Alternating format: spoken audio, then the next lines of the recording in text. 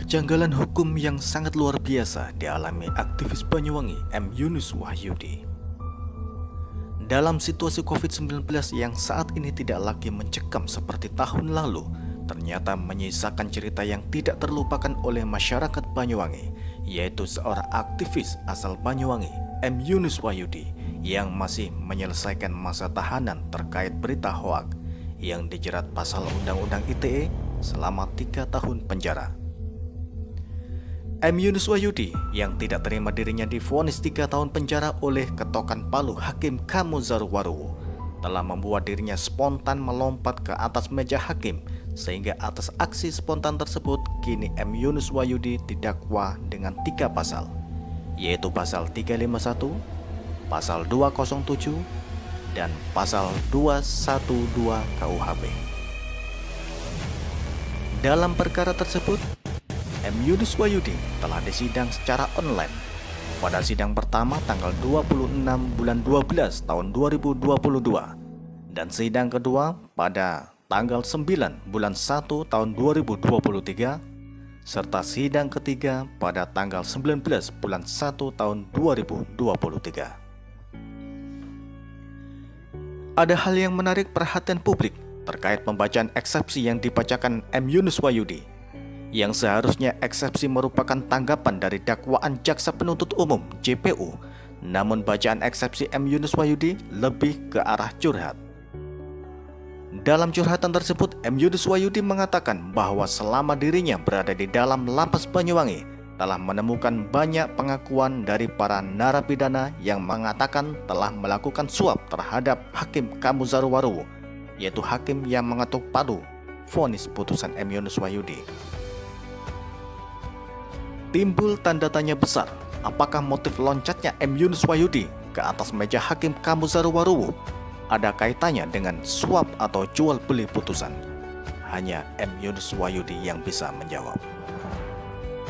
Sidang ketiga pada tanggal 19 Januari 2023 dikuatkan oleh penasihat hukum M. Yunus Wahyudi, yaitu Muhammad Sugiono SH.MH, yang keberatan atas dakwaan Jaksa Penuntut Umum dalam perkara pidana nomor 656/PIT/2022/PN.BYW. Sidang online ketiga untuk melengkapi pembacaan eksepsi sebelumnya oleh M. Yunus Wahyudi bahwa Muhammad Sugiono SH.MH selaku penasihat hukum terdakwa mengajak majelis hakim beserta Jaksa Penuntut Umum JPU untuk bisa melihat permasalahan secara menyeluruh, komprehensif, dan tidak terburu-buru serta bijak agar bisa sepenuhnya menilai ulang dalam perkara terdakwa. Dalam dakwaan tersebut terdapat berbagai kejanggalan dan ketidakjelasan dakwaan Jaksa Penuntut Umum JPU, diantaranya dakwaan ke-1, pasal 351 ayat 1 KUHP.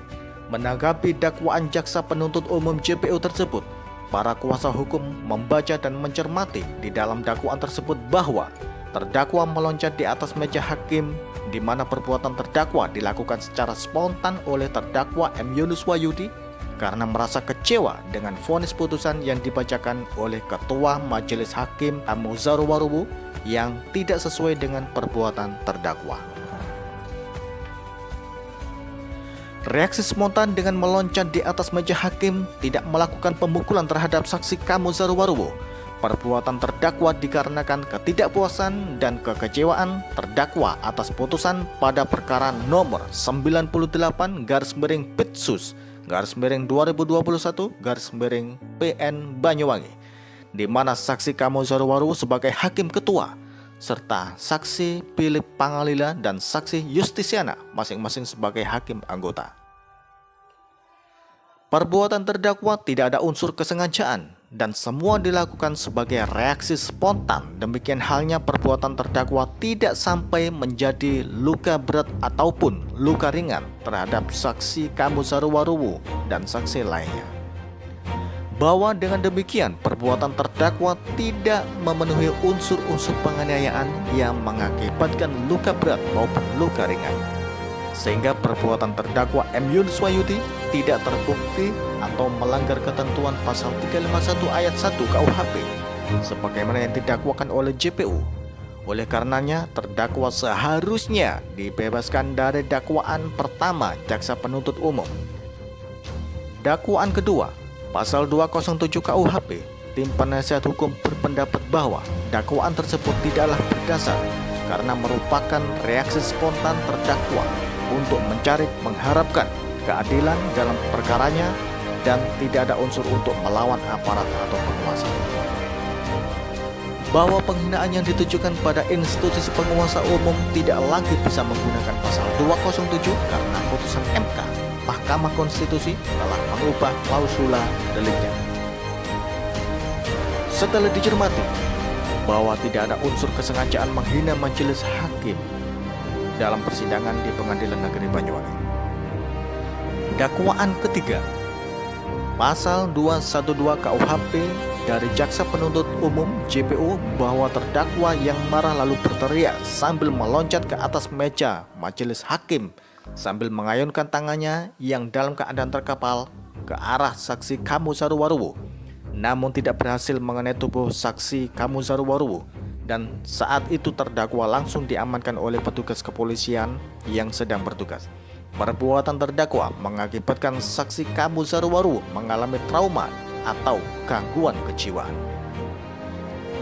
Menanggapi dakwaan jaksa penuntut umum JPU, dari penasihat hukum menyatakan keberatan dan tidak sependapat karena jika dikatakan saksi Kamu Saruwaruwu mengalami trauma atau gangguan kejiwaan, karena faktanya pasca terjadinya peristiwa tersebut Kamu Saruwaruwu dan saksi lainnya masih tetap beraktivitas sebagaimana biasa selaku hakim pada Pengadilan Negeri Banyuwangi.